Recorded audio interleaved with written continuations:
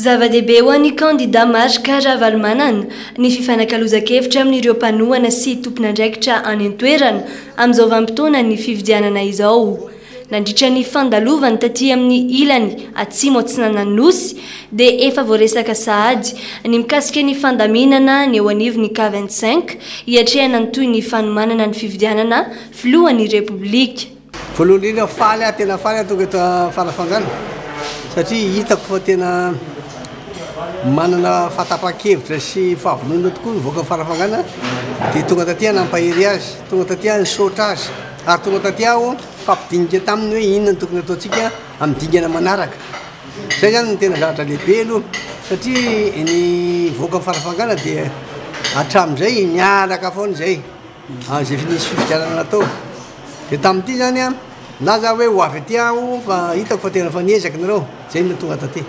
Faharoa nametrapetraka tsara hoe zao no rafitra vaovao hipetraka tsy maintsy ataontsika zay tena hibatana amin'ny fandresena efa vonontsika amin'ny deuxième tour fa matahotra.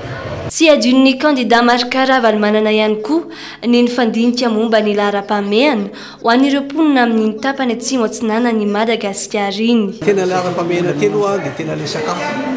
Tena ilaina maika dia maika ny sakafo dia ny lalana dia fandriam-pahalemana mampianatra ny ankizy ary indrindra mikarakara an'ireo ilay vehivavy zay hita fa tena tsy hanasa zareo ary tena tsy ampy fidiram-bola dia tsy maintsy atao zay maika izany zao.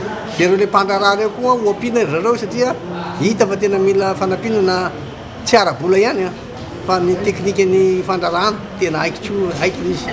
Zay mahatonga hoe hanampy azy aho. Manakara, Farafangana, Mananjary, Marolambo, Vohipeno, ireo no tanàna notsidihan'ny kandida Marika Ravalomanana sy ireo mpiara-miasa aminy ny fiandohan'ny ity herinandro ity.